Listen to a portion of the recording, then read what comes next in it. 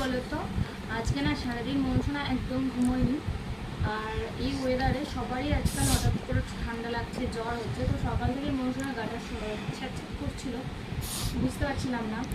তো সারা দিন একটা পুরো ঘুমোয়নি, শুধু কান্নাকাটি করেছে।